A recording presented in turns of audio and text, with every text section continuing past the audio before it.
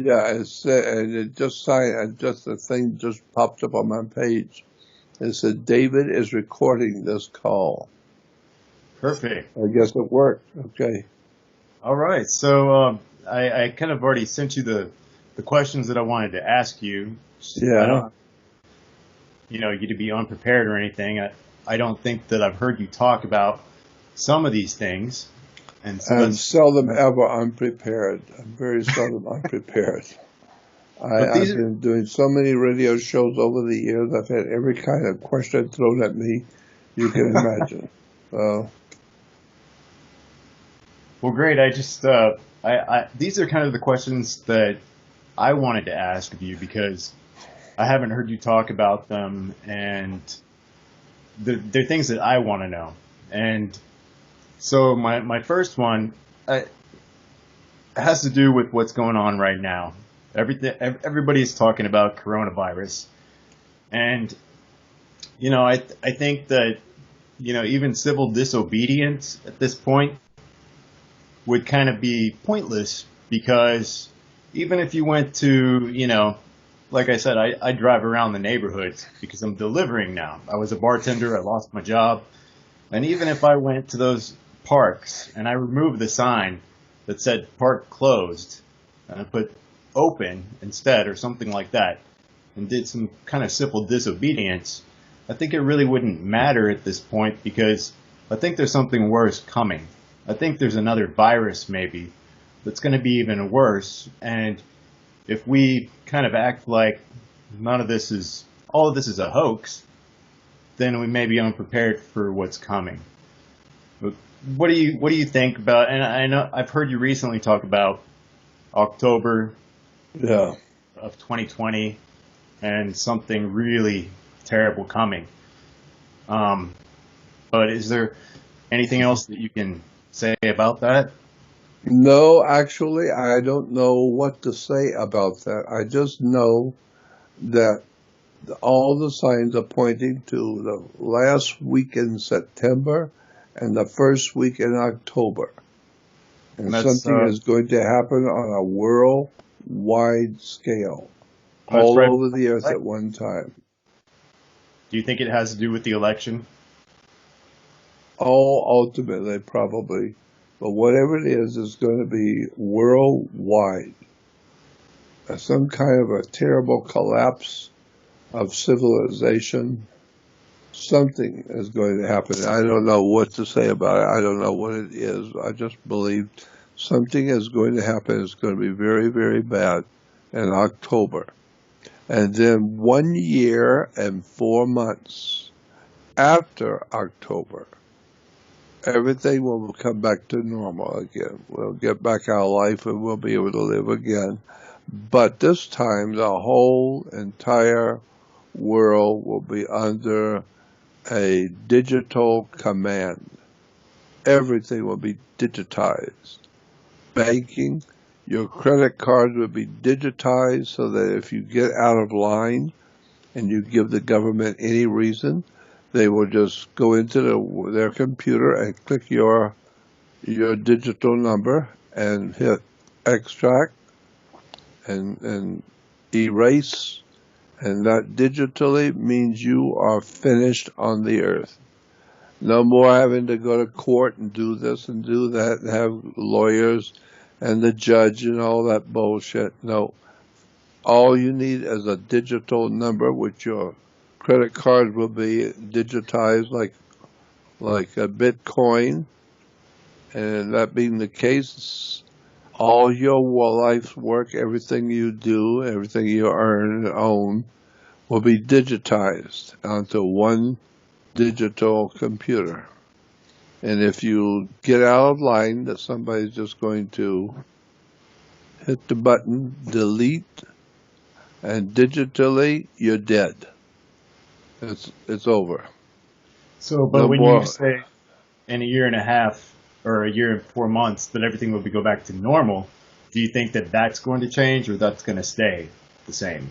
No, that's what's going to change. Is the whole world's going to be digital. It'll be a new world order. It'll be all digital, so that They won't have to go to court to sue you for anything. They won't have to go to court and demand that you do something. They could just hit a button on the computer, and it just deleted your digital coin, your digital coin.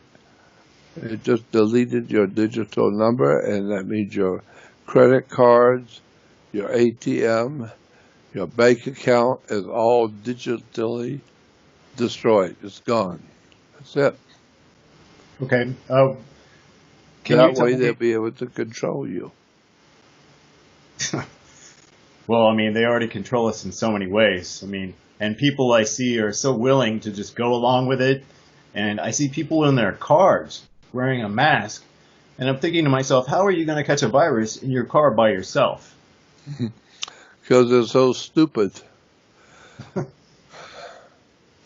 First of all, you don't catch a virus airborne.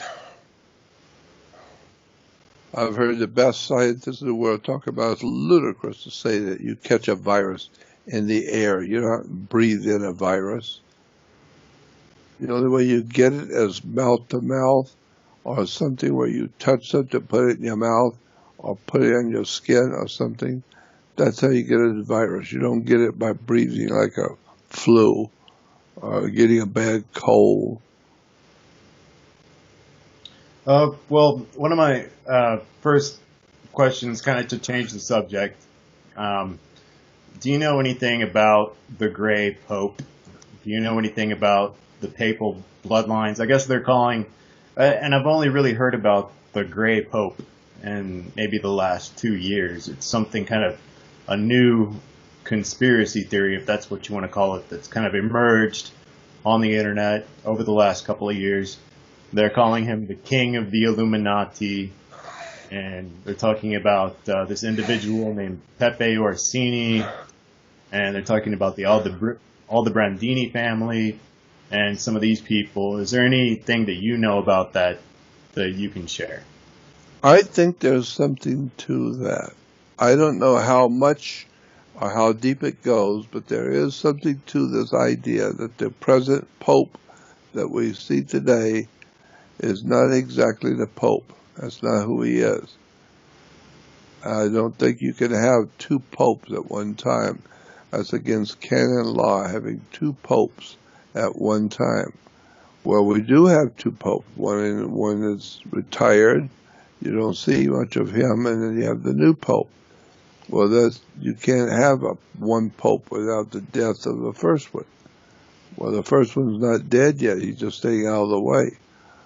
So I think that there's something going on here on a very incredibly demonic scale. Some very incredible stuff is transpiring on the earth with the two popes and the black and the white pope. I think he is the black pope that's in there now. And you put black and white together, it becomes gray. So I don't know what's going to happen. All I know is that there's a lot of dark stuff going on behind the scenes with big people at the very top who are themselves ruthless. They don't care about human life. They don't care about you. They don't care about any country. They care about themselves. And they're very powerful and very evil. My next question had to do with the truth community being divided itself. We're fighting amongst ourselves. Every time I go to a video or something on YouTube, it's talking about the truth. It's trying to get to the bottom of what's really going on. And everybody seems to be fighting. We have all these people who are talking about they're promoting, the Zionist agenda, and they're very pro-Hitler. And if you don't basically just give the Sig Heil and worship Hitler, then you are the enemy to them. And I don't understand that. I understand that the New York Times back in the 40s and 50s they were giving a lot of propaganda regarding Hitler, saying that he was making candles or lampshades out of people or whatever. And I know that we can't necessarily trust what came out of Nuremberg because the Russians were probably trying to take the the blame off of them, and they exaggerated things what Hitler did, and they killed way more people. And when I was going to school, we never learned really about a lot of what the communists and the Russians were doing. All we heard about was Hitler. Same as we only heard about Einstein. We never heard the name Tesla. We never learned these things. So, but right now we have it seems like we have a big problem where people in the truth community, so they like to call themselves, Hmm. are very divided between who's in charge. And I have a problem with that because I think that we really need to take a look in the mirror at ourselves. And are we propping up the system ourselves when we use those Federal Reserve notes? And I guess, maybe you can shed some light on that. I don't. I think if you trace it all back and keep going back further and further and further to the line of human power, uh, coming together and taking over and being in charge of the world and our destiny, I think it can be traced back to the 1500s, to the founding of the Jesuits. As far as I'm concerned, the Jesuits are incredibly important in this whole mess the world is in today. It's the Catholic Jesuits. I am I believe that totally is sure. this book as well, Fire in the Minds of Men, talking about the origins of the revolutionary. This is a very difficult book to read. I mean, I loved it. I loved it. I guess I I'm got it right back here not the on the smartest shelf. person.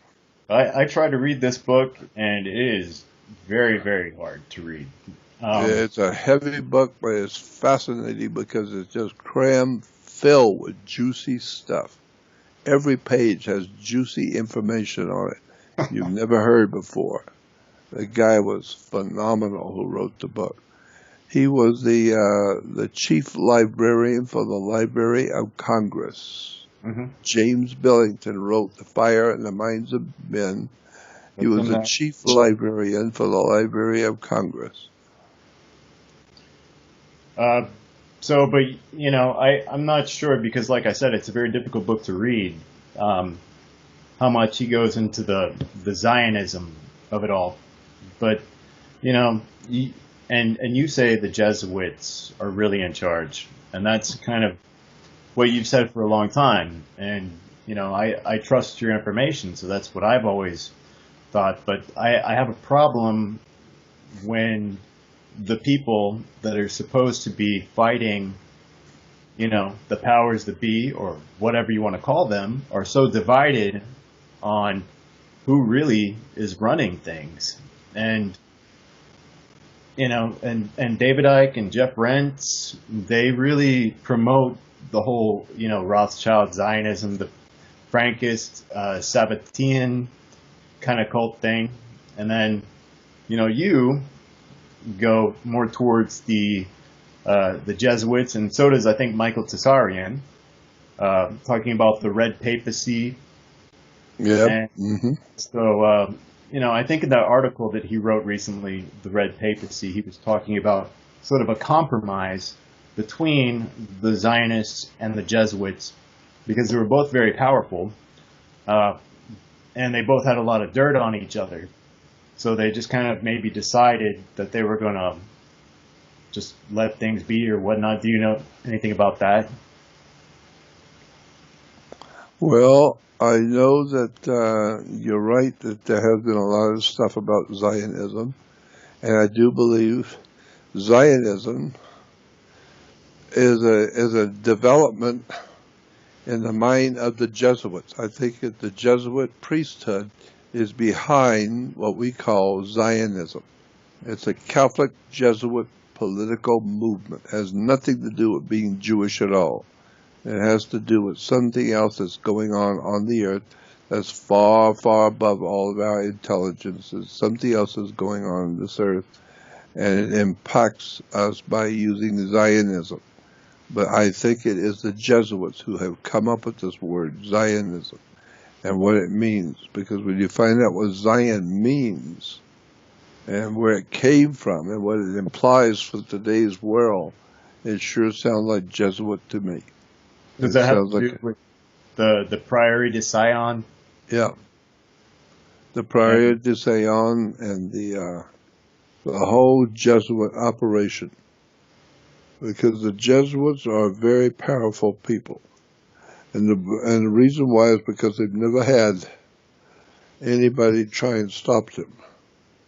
Once in a while, the papacy, the Pope, would try and do something, but they were too powerful for him.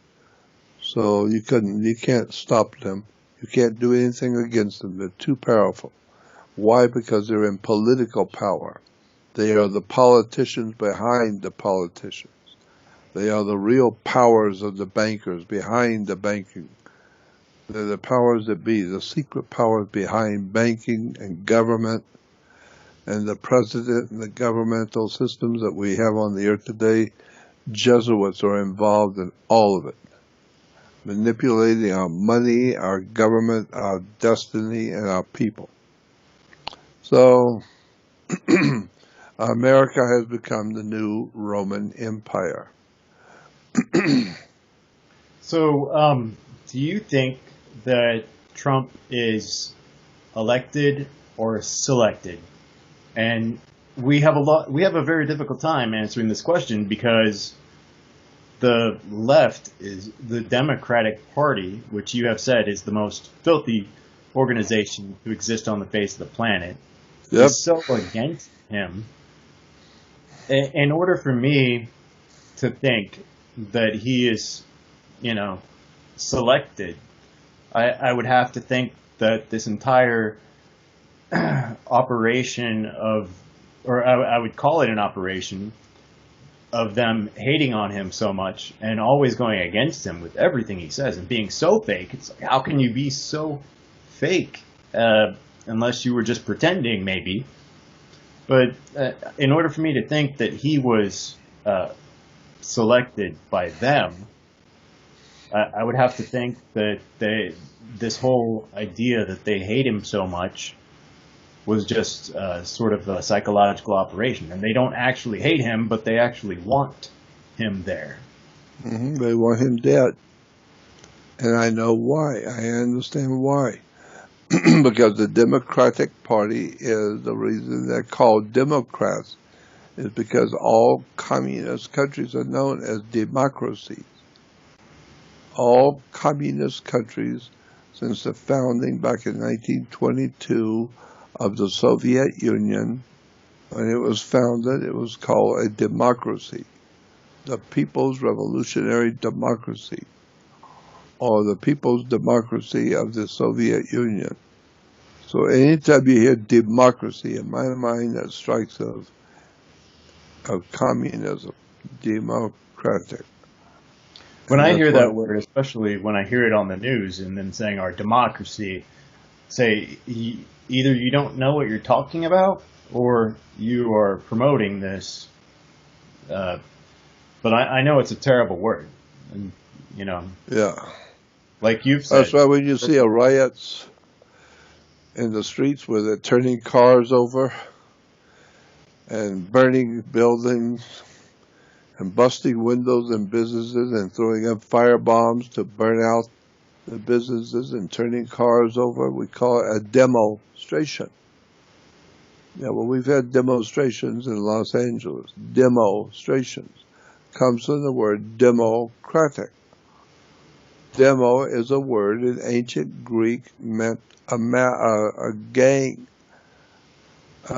When you see a gang in the street of 30 or 40 guys, they're all drinking, they got guns, and they're a gang, that's what you call a demonstration.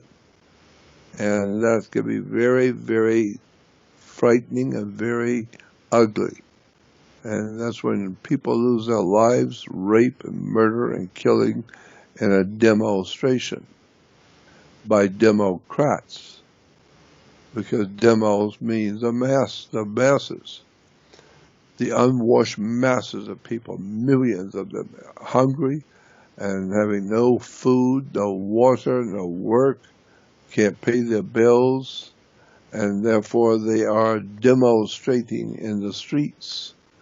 And all you have to do is feed them and give them what they want. Give them some alcohol or the drugs, and give them the money they want, and give them the place to live, and feed them and take care of them, and they'll be fine again, because that's all they want, is they want a free lunch and a free ride.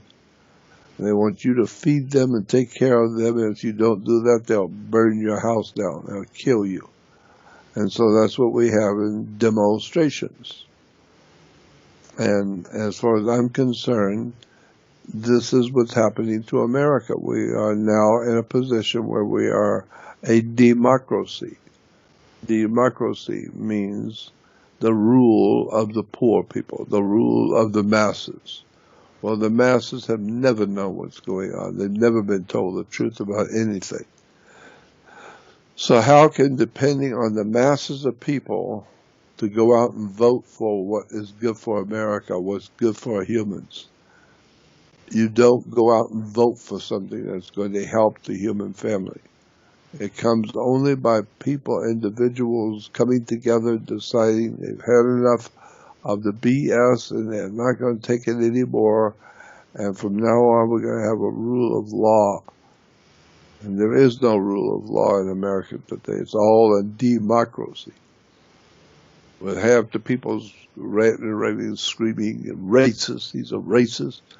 And the others are screaming something else, and before you know it, everybody's screaming at each other, and it's destroying the republic. This is like the fall of the Roman Empire. That's what we are.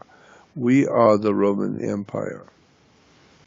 I have heard somebody describe a democracy as when the people realize that they can vote the largesse of the treasury or whatever into their own pocketbook. Yep, you're right. If you can get something out of government for free, that the government will give you a home to live in, and they will provide food stamps and food for you and give you a home to live in. And if you can get a steady paycheck from the federal government, even if it's just $1,000 a month, it doesn't matter. If you get a steady paycheck that you can depend on every month, then they have bought you off because they got more money than God. So they can print the money. They don't need to worry about where they're going to get it. They print it. Yeah, they print it like and send it to you. Yeah. Yeah, they make money the old-fashioned way. We print it. So my next question had to do with why you always bring up the term understanding. And I've listened to you for many years. I heard you bring this up more than anything, the term understanding. And I think that what you're talking about is having something to do with realizing we have a personal responsibility for propping up these institutions ourselves. We are the foundation of authority. As far as, who said that you were the real news? Who said? Like I've heard you say, who said you were royalty? But, I started asking, who said that you were the real news? And not just with the news media, but with lots, and it has to do, I think, with us, we the people, being the ones that are the foundation. Is that what you're kind of getting at? Because, well, I was saying to understand means to stand under the foundation you're going to build on so that you can correctly understand. You go downstairs underneath of whatever you see up here in your life, go down underneath. And then you're down under the foundations. And now you're going to understand what's actually happening. But if you know what the words mean, you know what the symbols mean, you know what the name of the tune is and how it's being played and what the game is all about, now you can understand why you are involved in what you are. Now you can understand why the world works the way it does. Because before you didn't understand. You just go by what you see, which is what we all do because you were born a baby. Like Rodney Dangerfield said, I got my start in life as a baby. And then I worked my way down. I started on the bottom and I worked my way down from there. Yeah. And so that's what's happening. We are only coming in on the last 30 seconds of a 3-hour mega movie, a tremendous movie. And we're coming in on the last 30 seconds of the movie. And we're trying to figure out what is this movie all about? What is this earth all about? You would need to have been here 10,000 years ago, 25,000 years ago, maybe 150,000 years ago to find out what this earth really is and where it came from and why there's so much life on this one planet. Why? There's a reason why. There's something going on here on the earth that we have not been told. And we're not being told right now. So When you say it's a movie, I totally agree. When I see these judges in their costumes, I realize it's just an act. it is. I remember, 15 years ago, I went before a judge and I stood up to him and I said, United States Code, Title 28, Section 3002-15A, definitions for judicial procedure states that United States is defined as a federal corporation. You represent a business, a company, a corporation. You do not represent the republic. That's And it right. was an entire courtroom of people. But they already knew I was coming because I sent the judge a bill. I said, well, thank you for your order. You can't just go around ordering people to do things because we don't live in a dictatorship. So this is your bill. You owe me $7 million. And actually, the judge had to hire an attorney against me because he thought that I was going to file a lien against his house. So I know that stuff works. I know the stuff works. I was being civilly disobedient, like Rosa Parks. But the problem was that I was alone. Yeah, I know. I was all by myself, and nobody was there to But help. just keep in mind, remember Gandhi. He was alone too, but he changed the whole empire of England to move out of India. One man by himself, Gandhi. I just found what they were doing to be completely unacceptable. And, this is not necessarily just from, you teaching me about maritime admiralty. I think the first time that I heard from you or knew about you was when you were talking about the Queen of England Exposed. And Yeah. you were talking about maritime admiralty in that. And it blew my mind. I'd never heard anything like that. But I was also listening, to other sovereign people. And it upset me when, these people were getting arrested and they were, standing up for, because I was terrified, of course. But I could not live with myself knowing that I did nothing to stand up against these people for what they were doing. And what they started to do was they made sure that when I went to court, that I was the very last person to speak to the judge. They made sure everybody Always did that. Yeah. so that it was just me and them. But in that moment, I saw and I knew what they really were, which was just a bunch of actors. And this whole thing is just a mirage. But I honestly, I thought that they were going to kill me. But I didn't care because I had to stand up for what was right. And I just, looking back on it, I stay out of the courts, but they arrested me for everything. They knew who I was. They arrested me for jaywalking. Literally, they didn't give me a ticket for $25 for jaywalking. No. They arrested me because it was me. And they already knew me. Said, oh, phew, we're going to stomp our boot in your face, buddy. I'm going to make sure that you understand. You're right. You need to understand that this is a court, and you play tennis on a court. How? With a racket. Mm-hmm. The whole thing is a racket. That's why they call playing tennis on the court.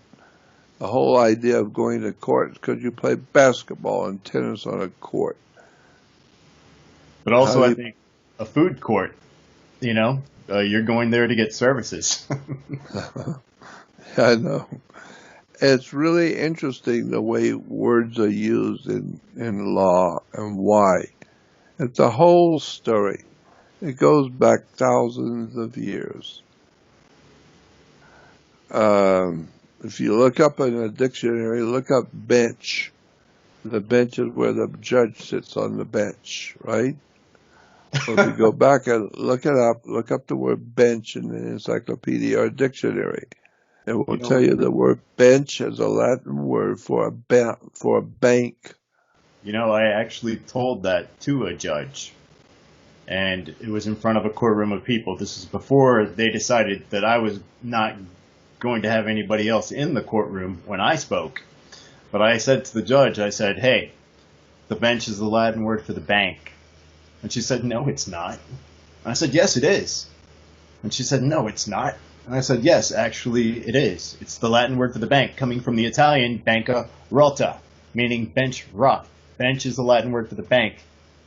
And she said, get him out of here.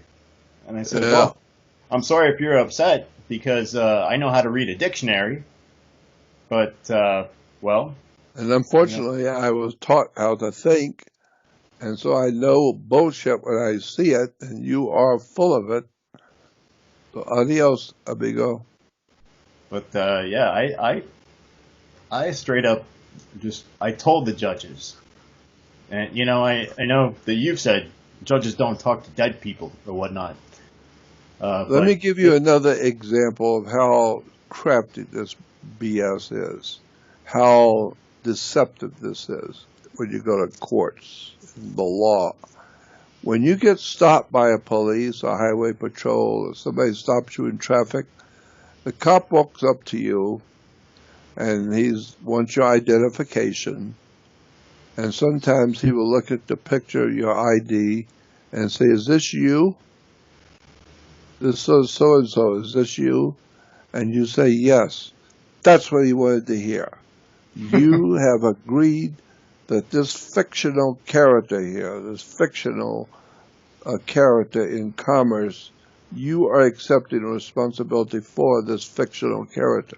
So now he has you on record as saying you agree that he has control over a fictional character because the state that you live in has given him permission to have overseer over this fictional character called, and your name is in all capital letters on the driver's license. That means you're a fictional character. That's what it means to have your all capital letters on your name. It means you are not that person. You are represented by that person. This is a persona. It's your persona. It's your person. And so therefore you're not a man or woman. You're a person being represented as a persona. And so therefore, when the cop, here's my point though, when the cop walks up to the car and he's going to give you a ticket and you want to show him your identification, well, he pulls out his ticket, which is the same thing they do in the department store when you're buying a pair of pants or new shoes. They're going to give you a ticket. Interest. It's a ticket, and you're expected to pay the ticket. And so when he pulls out the ticket, he fills it out like the girl at the department store fills out the ticket, what she's charging you for. So you're being charged with this, like charging with your card, your credit card. You're being charged, and here's the charges. And so when he signs out, he fills out the ticket. But keep in mind, it's his ticket, not yours, his ticket. And then he signs it, his name. Then he hands it to you, and you sign it. Then he tears off and gives it to you. but he keeps a copy. What you don't know, and no one's ever told you, is that you are an undersigner in a ticket in commerce. This is called a commercial ticket in commerce. It's a business. And he has just charged you, and you have to pay the ticket. But you are an undersigner. You are a co-signer. You signed it with him, but you're the co-signer. And because you're a co-signer, you can take that ticket and photocopy it and keep a record for yourself of the ticket. Take that ticket and put it into an envelope with an affidavit that you are saying to the Secretary of State, mail it to the SOS, Secretary of State.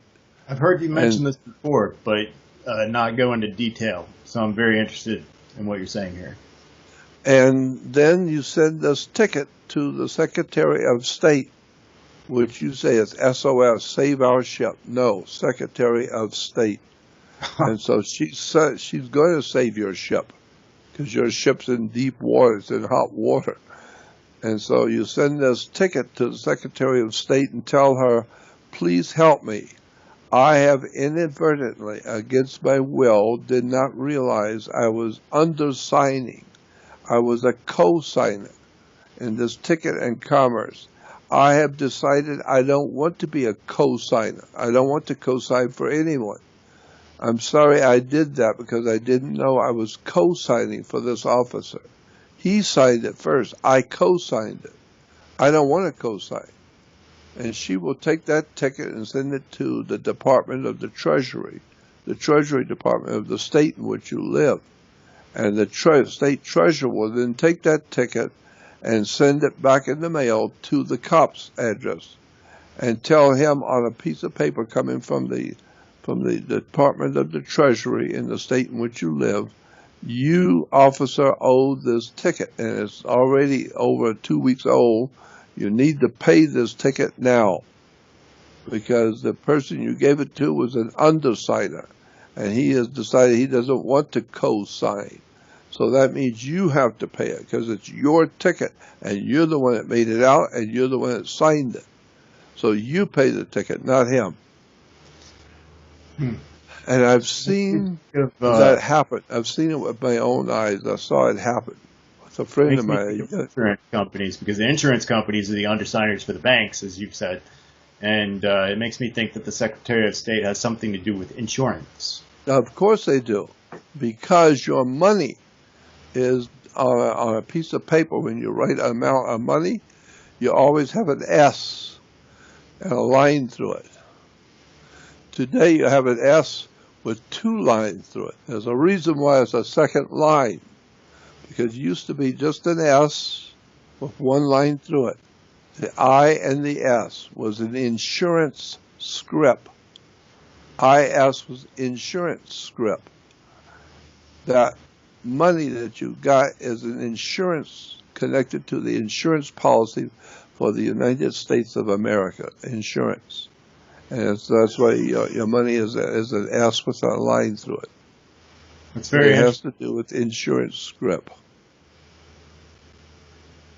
Wow. I have never heard that before.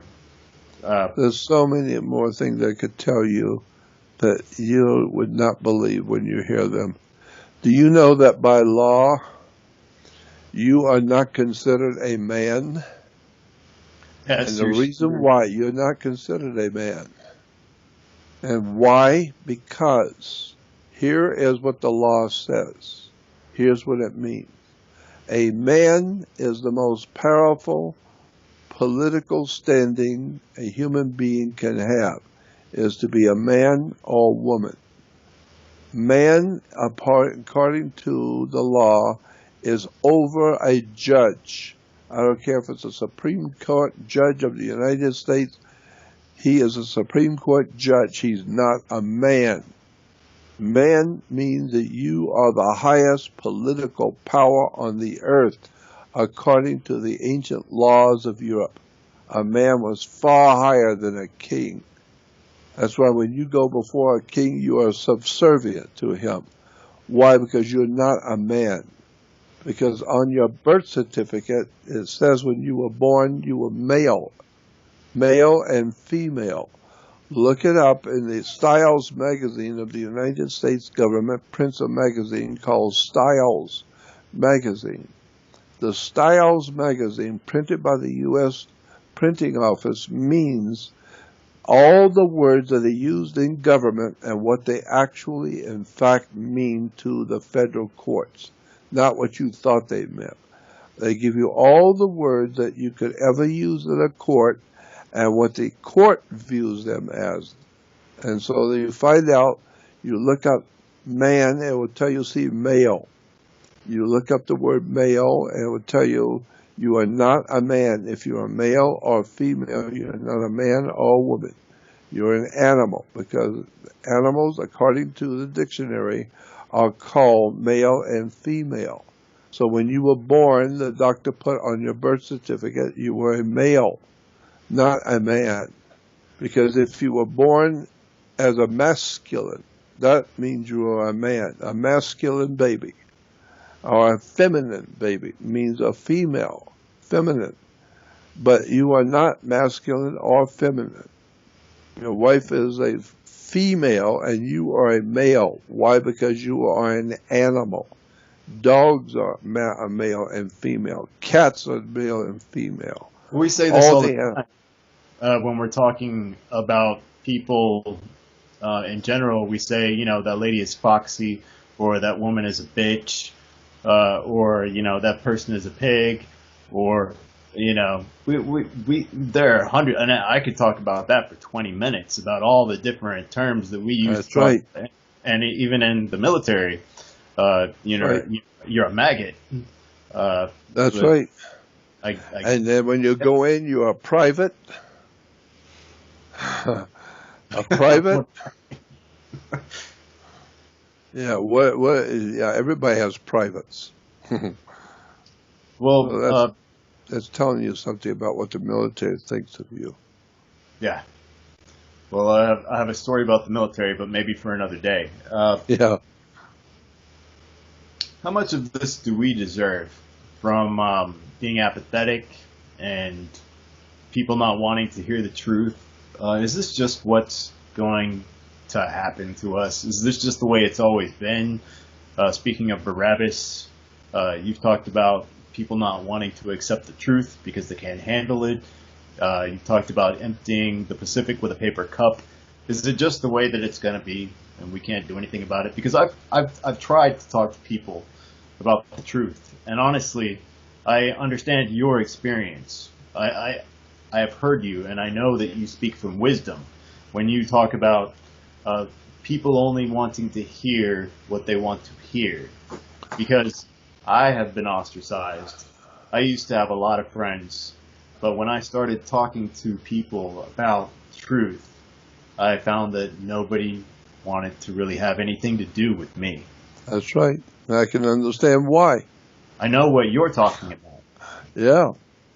What Jesus said in the Bible has Jesus saying, the slave is no greater than his master. What they have done to me, they will do to you.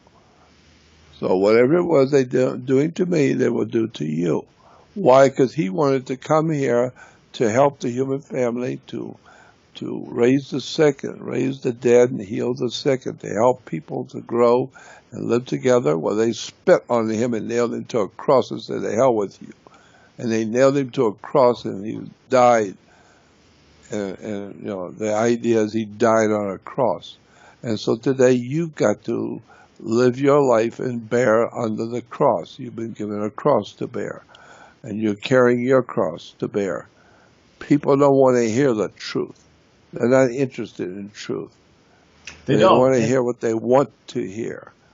Some people, when I talk to them about astrotheology, they're kind of open to the subject. Maritime admiralty. Well, now that the whole world's talking about it, yeah. Forget about maritime admiralty. I've had people tell me, whoa, stop, buddy. I cannot handle this. It's too much. And, you know, even with the astrotheology, I've had people tell me, you know what, people only care about being pretty. And you know, That's I there are certain subjects that people are more open to, and when I spoke up to the judges, they decided, hey, we're just gonna throw you in jail, buddy. But when I was in jail, I noticed that everybody wanted to hear what I had to say because I was talking about the things that you taught me. And every single day, all the inmates in the jail would sit in a circle around me and say, what are you going to teach us today? And I was surprised because I didn't experience that outside of jail. But in this position, it seemed like people realized that there's something we to weren't all of all- this. yeah, Yeah. because I was the one that stood up to the judge. They wanted to hear from me because he was the one that took their freedom as well. Keep in mind, judges all wear black robes. Keep in mind, Catholic priests wear black robes.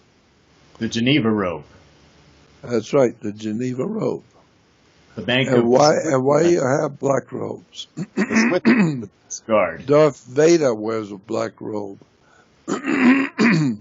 Dracula wears a black robe. All the evil is wearing black robes in this world. Why? Because black was the color of the planet Saturn.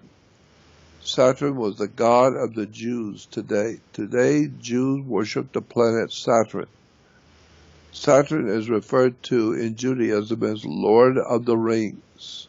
Why? Because he is the Lord of the Rings. Saturn. And Lord of the Rings, if you look it up in the dictionary, will tell you Saturn was called the Lord of the Black Robe. He was symbolized by someone wearing a black robe. Well, judges wear a black robe. And when you graduate from college, which means you have been gradually indoctrinated, you've been gradually indoctrinated, and you come out with a square mortarboard on your head and a black robe. The square mortarboard is the same as Mecca in Saudi Arabia. They're worshiping Saturn, the planet Saturn. And Saturn is called El. In the old ancient prehistoric world in the Middle East, Saturn, the name of Saturn was El. And among northern, when you move from Egypt, go north into Palestine, Saturn was referred to as Shabbath. Shabbath. Shabbath was the name of the planet Saturn. And so if you're going to worship Shabbath, it was called Sabbath. So, and remember to keep holy the Sabbath. No, there's nothing holy about the Sabbath. It's the worship of the planet Saturn. Saturn was the planet of Shabbath, or the planet that you worship on your Sabbath. And that's why today we have the Sabbath. The Jews go to the Temple El, which is the planet Saturn. They go to Temple El on the Sabbath, which is Saturn's day. They go on Saturn's day. But why did they go on Friday evening? Because Friday evening, from sunset to sunset, is a day for the Jews. The Jews count their days from 6 o'clock in the evening to 6 o'clock the next evening. Why? Because original Judaism was moon worship. They worship Allah. And they call him Yahweh. Yahweh is Allah. And so today we have the Islamic goofballs running around raping children and killing people and worshiping the moon god, Allah. The moon god was called Yahweh in Hebrew, YHWH. And today the Jews and the legal system of America and the American system of government is all worshiping the planet Saturn, Lord of the Rings. As a matter of fact, they're still making movies in Hollywood. The Jews that run Hollywood are still making movies called Lord of the Rings. So it's an incredible story of betrayal, ignorance, and stupidity, and that's why America is shut down and is now having to deal with being shut down completely. You I can't think be seen with your neighbors. You can't be around them. You can't be next to them. You can't go to the store. We don't have any jobs. You can't go to your job. You can't do anything. And you just have to sit here until we tell you what you can do. Because you're no longer a land of the free and the home of the brave. You ain't free or brave. and I think that we're finally going to be forced to confront the truth. I mean, we talk about the invisible enemy. We don't really know what to do about it because we can't see it. But people like you and me, we can see it. We know. And I did have a question for you regarding whether the people that are really in power are actual, if they are actually in tune with some sort of demonic force. But I or they're like what not. one guy said. One guy said the only people who believe in American government are the people who have never experienced it.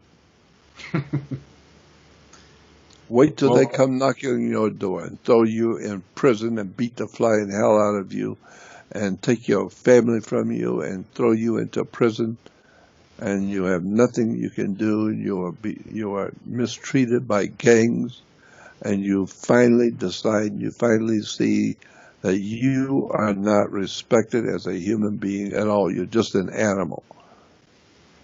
Now you understand what's really going on. Now well, you can appreciate. many years ago, I kind of forgot about this, but there was a time where you had said something about if you want to know something or something, ask the universe and say it out loud. And one day I did. I said, you know what? Show me. I want to know.